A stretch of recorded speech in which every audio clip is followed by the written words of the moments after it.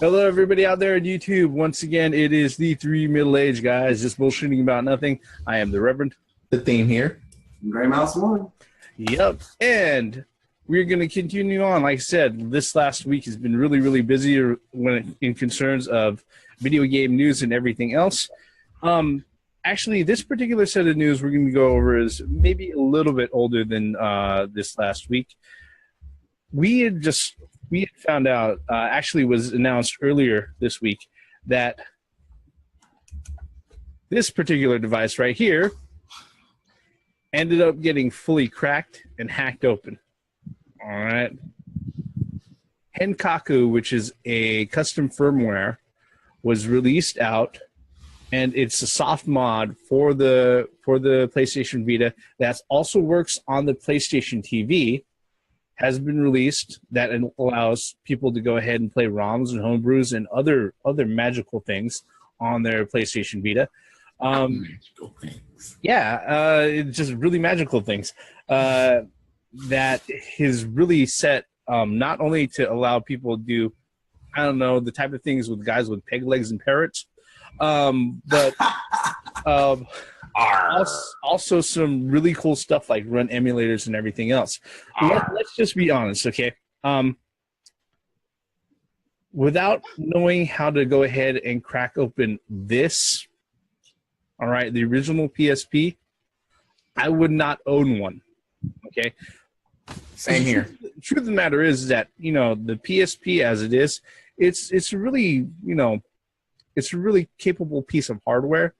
But when you have to start dealing with UMDs all the time and everything else, it's not very fun. Crack it open, load up some emulators on this thing, and a huge freaking memory card, and this thing is fucking magical. It's gold. Yes. I mean, come on. Wait. I think all of us have at least two of them.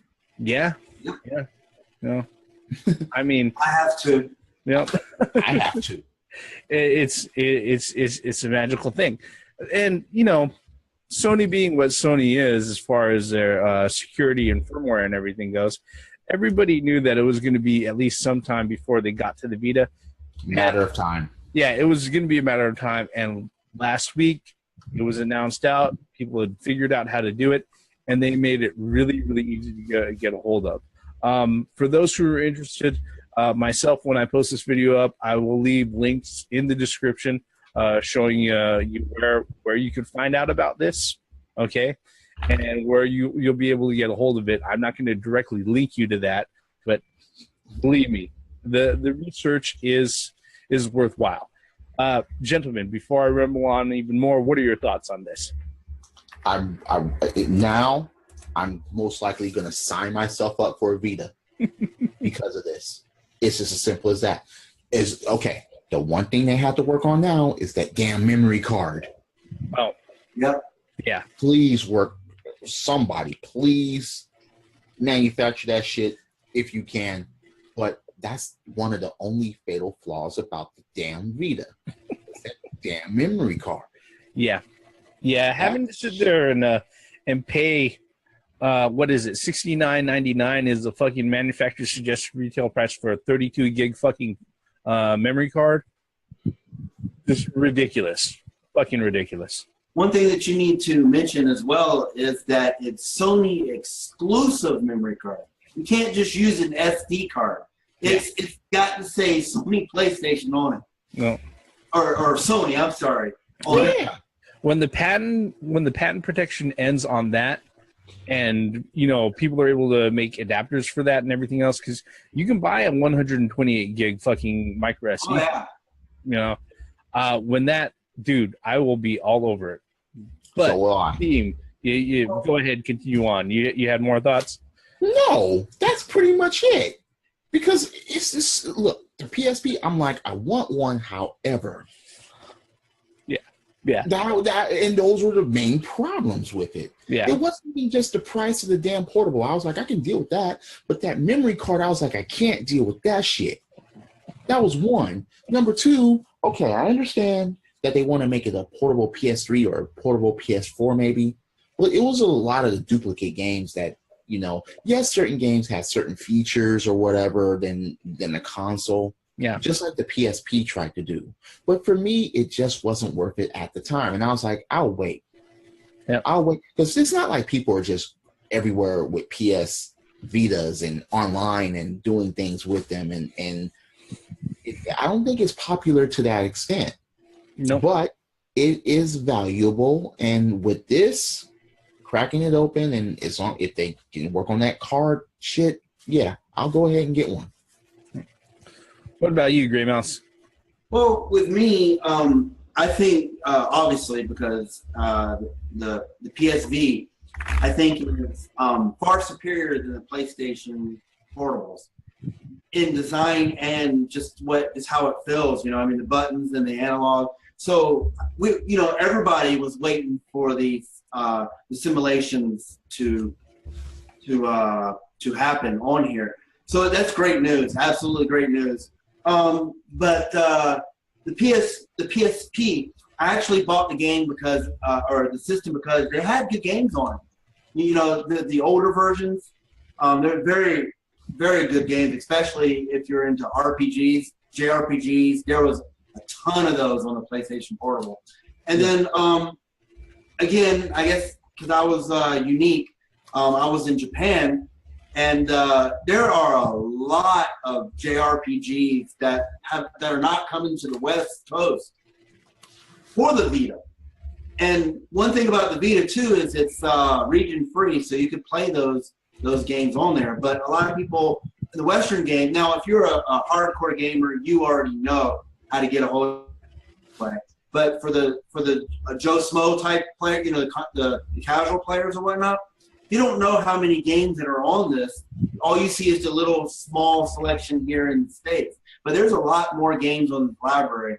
And now that it's able to get cracked, that in itself, that is just fucking outstanding news to me. I'm very glad about it. And I just look forward to being able to get a hold of the, be able to do things with the Vita. Yep. I mean, my excitement for Henkaku, which is the custom firmware package that's out there for cracking open the Vita, really isn't for my Vita per se. Okay, this I'm probably going to go ahead and actually leave alone. But I do have a PlayStation TV, all right, that plays Vita games. And the annoying thing about the PlayStation TV is that not all Vita games are compatible with the PlayStation TV. And it's not because of a hardware thing. It's because of this stupid fucking whitelist, blacklist market structure that Sony went ahead and put together. That's completely fucking arbitrary. You know why? Because just like the PlayStation Vita, PlayStation TV is region free. Guess what? There are some games in Asia that are whitelisted that aren't whitelisted in fucking Europe, and they're not whitelisted in fucking North America. Same thing with Europe, same thing in North America. Why? I don't fucking know. Okay, it's just retarded. All right, and it's not like any of the games are. You know, I can understand some of the games aren't going to be available for the TV because maybe it uses the touchpads, maybe it uses accelerometers for fucking tilt controls and shit like that. And that's not quite there or implemented yet as far as, compatibility with controllers and shit like that.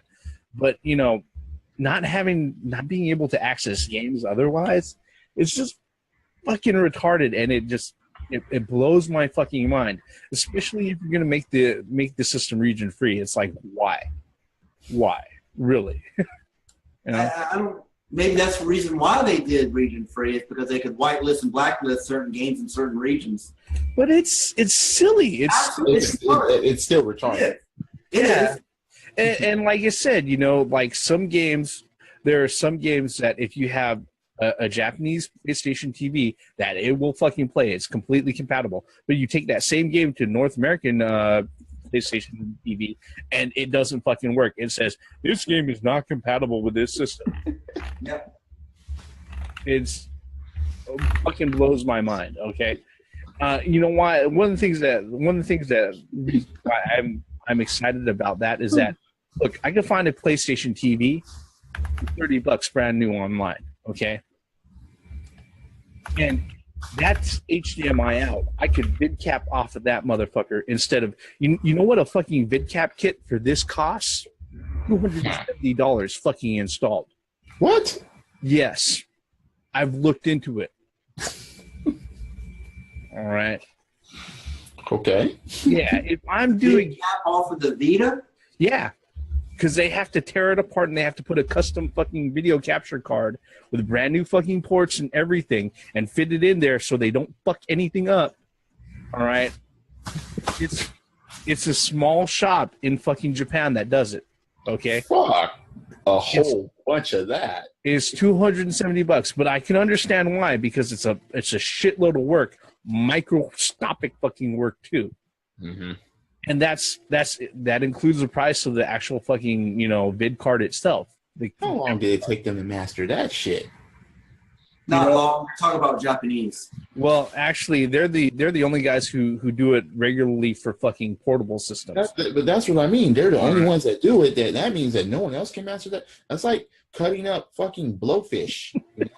Shit. Man, you haven't heard about the Asian skill, man? Asian. Come on now. We've lived in Japan. You still do, technically. But, yeah. Come on. They're so skillful. They even ate. It's like. Look. I'm not eating fugu here. All right. Okay. No, I definitely wouldn't eat fugu in the United States. Look, I'm just saying. But when it comes to the PlayStation TV, all right. I would like to be able to bypass that. And the cool thing is that it's a fucking soft mod. Yep. Okay? You're not going to brick your system. You're not going to, you just got to be careful about not updating firmware. Okay. I mean, I think it's cool. The folks over there at Sony, they are probably pissing their pants and they're updating firmware as they fucking speak. I understand that. And it's going to be a game of tag after that. But you know what? You know what? I think it was open door for them for this to inevitably happen when Sony itself came out and said that this is a legacy system. Yeah. Look, you know what? It didn't take long for this, but when it happened for this, like I said, this thing is fucking magical. All right? Okay. This is not just PSP. This is PSP plus 3, motherfuckers. Okay? That's what I got to say. All right? Guess what? I want a +1, I want a +2, I want a +3, my fucking Vita and my fucking PS TV. That's just how it goes, right? Any other thoughts on cracking open the Vita? Okay. Nothing but positive, man. Yep. Good stuff. Speaking of positive stuff, all right, all of us here, all of us 3 middle-aged guys are into retro gaming, and it's because of the shit that we grew up with, all right? And the truth of the matter is there's one particular system that's out there that's been notorious for being hard to emulate, and goddamn, the games, if you look for the games that are worth it, are just skyrocketing in price, okay? Sega Saturn. Thankfully, somebody has finally gotten around and cracked open the Sega Saturn, okay? Wow. An electrical engineer by the name of Dr. Abrasive. Okay, if you look up Dr. Abrasive or Sega Saturn CD crack on YouTube, you will see the full 30-minute video where he explains the process. This guy, he as a side project, he just wanted to go ahead and mess around with the sound chip on the Saturn to make chip songs. Okay, and that was what he does on his spare time. I don't know what's up with these sound engineers. They're fucking, they're like doing magical shit with video games. First AM2R, and now this guy, But he went ahead, and what happened was that he figured out, the Saturn encryption or the copy protection is very, very effective. It's so effective that nobody's been able to emulate it. All right. Reason being is that part of it is because the way that the actual Saturn discs are burnt is physically different from other discs. All right, other CDs. So instead of going through the CD-ROM, he decided to go ahead and explore other venues. What other things what other input-output ways are there on this fucking thing to actually get to the Saturn operating system? And that's when he started messing around with the vid card port on the back of the Saturn, that empty port that 90% of the Saturn owners never used outside of Japan. All right, unless you were in Japan and you really wanted to watch VCDs, in which majority of them were pretty much there for either karaoke or porn. Okay, let's be honest. Okay, so he went through. He was able to access the actual Saturn core and processor and bypass the CD-ROM through the vid card port. And what he's been able to do is that he's been able to make a prototype where at first he thought, hey, just like with the Vita and the PSP, like we mentioned before, stick an SD card in there, load everything off SD card. And then he was like, you know what? In the long run, it'll be better if I go ahead and stick a USB port, and then somebody could go ahead and stick a USB stick or a USB external drive as big as you fucking want. And not only will you be able to run games directly off of that, you can run games off of that even if your fucking CD drive dies on your Saturn, because let's be honest, those things are 20 years old now, and a lot of them are dying left and right. Even for the folks who have Saturns that are still working, you're like on borrowed time when it comes to the CD-ROM drive. And yeah, he was able to crack it open. And the best thing about it is that he says that it's reasonable for him to be able to put together a kit that can be mass-produced and marketed out for normal schmoes like us who don't have PhDs to fucking use on their consoles. Guys, thoughts on this? Does this work with the 4 megabyte cart? Yes.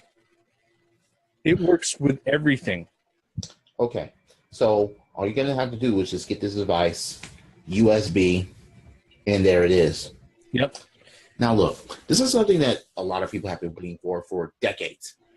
The Sega Saturn is one of those systems that was totally underrated, especially for the quality of games that it had on it. A lot of people overlooked it because of the success of the PlayStation and certain games in the PlayStation. I, for one, when I was younger, 20 years ago, and I had the PlayStation, and the Sega Saturn was always here until it started doing things with certain games. Until you discovered import fighting games. Oh, wait. It wasn't import for me because I was out there. Well, true. Gray Mouse was one of the witnesses to that shit. I was just like, and we both were. Oh my God, playing these games. I remember when I introduced Nights into Dreams to you, Gray Mouse. Gray Mouse never heard of Nights until he saw me play it. I didn't even explain the title of the game. He was like, what is this? I just handed him the box. And that was it. It's like people were playing Final Fantasy VII everywhere. I had Nights into Dreams. I had like 8 to 10 people behind me like, what is this and how do we get it? I witnessed it. I mean, it's like a Sonic in the air, so to speak, more or less. Yeah. But the Sega Saturn, man, it did almost perfect port of arcade fighting games. I mean, it's a great system. It really is, and I'm nothing but happy about it. I mean, but the thing is, this is the thing about it. The Saturn had 3 processors in it. That's why you motherfuckers couldn't even emulate it. Yep. And I mean, there are certain emulators for it, but they don't run smoothly. Yep. I mean, and the thing about this particular project, Dr. Abrasive, one of the things that helped him out, he started working on this on his spare time back in 2013. 2013 or 2014. So it's been about 4 years for him working on this together. And one of the things that he went through is that in trying to figure things out, he had to reach out to guys who did emulators and homebrew software for the Saturn and try to figure out, okay, so what do you have here that can help me crack this information? And because of that, he ended up working really closely to, I believe, the authors of Yabuse, which is one of the Saturn emulators, one of the few that actually can run commercial games, to go ahead and get information on processor cores, the type of data that's being passed back and forth. And he was able to go ahead and say, hey, look, once he cracked it open, he was able to get all the information about, like, oh, these are the processor timing. This is how everything is timed together and everything else. One of the first things he did, he was like, hey, guys, I've got a lot of data to go ahead and give to you. And he passed it right back to them. And they were like, oh, my fucking God. Because up until that point, everybody was just kind of guessing on how things worked. And they had to work off of, if they were really lucky, either a developer disk or a cracked disk on a fucking modded Saturn. In which case, they were basically at a point where they still hadn't figured out the copyright protection anyways. You know, and that was the one thing that was eluding everybody. So, with the ROMs, the Saturn ROMs, are they going to be able to pull basically what I'm asking is the quality. Are they going to be like? Is it going to be like just having that disc in the machine?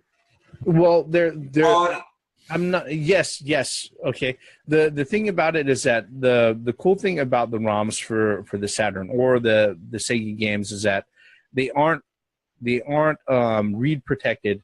If you dump it into a CD-ROM drive on your PC, you can see all of the files on it. Okay. Like I said, the reason why the copyright protection was so fucking solid, it was that there's a physical difference in the burn on the disk that can't be emulated. You can't fucking emulate that. You can't do that on a regular CD burner.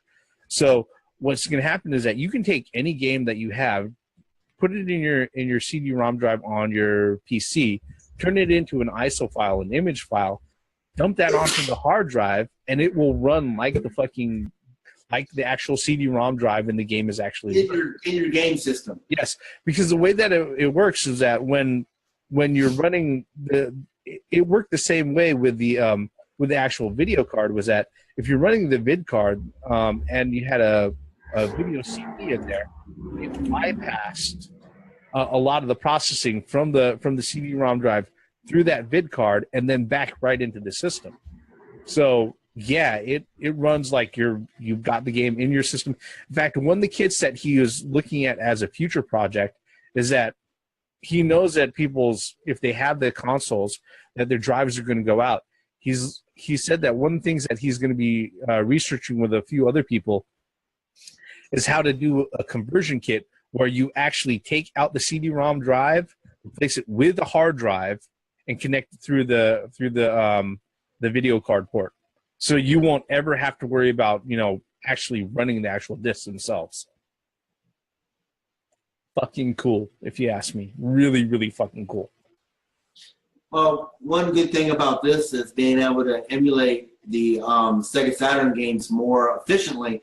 That should bring the physical copies down. It's just a supply and demand thing. Yep. But there's still the rare copies that are still... Well, yeah, it depends on the physical copy. Yeah, it's still going to cost, a certain amount of money, but that is, to me, it's all around a good thing, man. All of them are. Yep.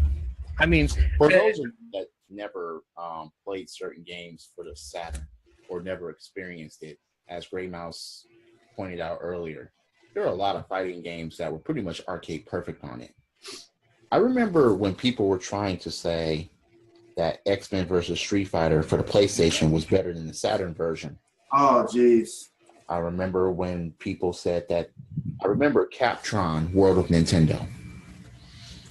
And they tried to say that the PlayStation version of Darkstalkers was better than Night Warriors for the Saturn. I was so upset. I didn't even own a Saturn. I owned a PlayStation. But I was so upset that I walked out of that store and I never went back there.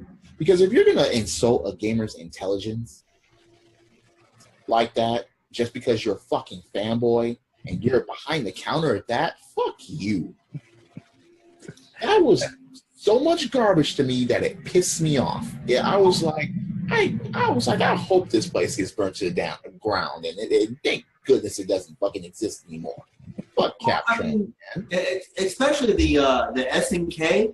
I mean, on the PlayStation, it freezes up, and then you got besides Neo Geo, you wasn't going to get closer to the Saturn. Yeah. No, absolutely not. Absolutely not. I mean, there's a wealth of games that are out there, and you know the truth of the matter is now there's going to be incentive for people to actually go ahead and archive all of the games, even the ones that were lost in the, you know, what is it? The I don't know if this is an urban myth or whatnot, but the whole thing with the reason why Panzer Dragoon Saga was never remastered, or they've never offered an HD remake of it, is the fact that they no longer have the source code, that the server that had the actual binary code for it was lost in a building fire or something like that.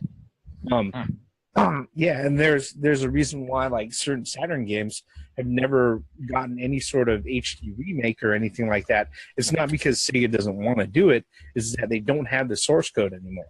That's actually fucking true, and they're able to go ahead and pull this shit down. You know, if they have the right guys, those guys have access to that now again. You know, and it all came from an electrical engineer with a PhD who was working on Sega Saturn that he just happened to pick up on vacation, okay, because he wanted to go ahead and use it for making chiptunes. Fucking incredible, if you ask me. Now the only question there is how much is it going to cost to get a kit? Look, that kit will be reasonable, even if it costs as much as $200 fucking dollars. I'm saying that right now. Good point. Yeah, okay, because of what it can do and what it can offer. Oh yeah, I mean Dr. Abrasive, if you're listening to me right now, I'd rather you would mark it at $50 instead of $200, to be completely honest. But even if it was at $200, I think it'd be reasonable. Look, if you mark it at $50, I'm buying 2 of them for both of my Saturns. Yeah, you know, it's as simple as that. Look, I got 2 Sega Saturns here. I got a Saturn that doesn't save anymore. All the saves can go straight to the USB drive. That's impressive. You know, I mean, you could handle everything through the operating system. At least everything that he's indicating that you can go ahead. Everything, all the Saturn operations can be handled through the thing. It's really really impressive. And another crazy part about that is this won't take that much memory. No, it won't take that much for an SD card in order to hold a whole bunch of stuff on it. Nope. Because they're still on CDs, and he's going to make it so that you can actually hook up an external hard drive to it. You know, a USB drive. So, then we're done here. Yeah, pretty much. Yeah. So bring that shit out. Sign me up. Have it. I mean, shit. As the Reverend said, a reasonable price. Motherfuckers will pick this up. It's just, you know. Let's just be honest. You know, fucking, they don't make the mod chips for the Saturn anymore. Right? And if you do find them, good luck. All right. Well, it's putting them in yourself. Putting them in yourself, and also good luck. You know, not having to pay at least $300 fucking bucks for it. Yeah. All right. So this fixes all of that shit. Yep. But again, come out with this shit, sign me up. Maybe we'll do a review on it and tell everybody how it is if we get one. Hey, if they go ahead and they bring it out and I get a hold of it, I'll be lauding it about it online. Yeah. No fucking questions about it. Just need to know when and how much. Yeah. All right. Any final thoughts on any of the subjects that we've covered so far, gentlemen? Nope. All righty. With that, a lot of geek news on the technical side, but fuck, I can't help but be excited for this stuff. Like I said, Vita crack. Wait. Stop right there. Sure. Are only Saturn games going to be able to be working on this, or can other things be worked on this? Well, here's the thing. Since Saturn emulation has been so hard to do, nobody's been able to make regularly good homebrews and emulators for the Saturn. Right. Now that this is actually that's what I'm saying. They will come up with that shit. Yes, other people can actually come up with that shit. So, just saying, Yeah. I mean, I'm not gonna expect anything past 16-bit to go ahead and show up on it. No. But I mean, that's a lot of but still for your buck. Well, isn't the Sega Saturn 32, right? Yes. Yeah, but when you're sitting there, you're thinking about emulation. You have to think you're pretty much running two systems on top of it. Exactly. At the same time, the actual operating system on the hardware, and then whatever you're trying to emulate. Well, so maybe overhead. Maybe PlayStation games could play on it. I don't think so. Because you don't think it emulated on it? Yeah, you're literally trying to double the operating system if you're trying to do it like that. Like I said, 16-bit, 16 and below. Yeah, probably portables are from around the time. Yeah, definitely would probably be possible, but PlayStation probably not. Yeah. All right. Okay. With that, exciting stuff. Oof. This is going to be expensive when it finally comes out. I'm feeling, but still, I'm going to be willing to go for it. All right. Especially if that means I get another 20 years of fucking use out of my Saturn. Please. Yeah. All right. With that, we're going to go ahead and wrap this particular video up, folks. Like I say at the end of every video, thank you for following us all the way up to the end. Spending the last 30 minutes with us. We know your time is valuable and everything else. If you're so kind, hit the like button, hit subscribe, leave us a comment below. Every comment that you leave is the start of a new conversation, and that's what these videos are good for, With that, we're the three middle-aged guys just bullshitting about nothing, cutting the bullshit right here. I'm the Reverend. The theme here. Gray Mouse 1. Once again, for the benefits of common sense logic and gaming, cracking open systems. I might be getting a Vita. Sega Saturn. Yes. I'm looking forward to that. I mean, come on. Sega Saturn is one of my favorite systems ever. Fuck. Yeah, bring that shit out. Credits.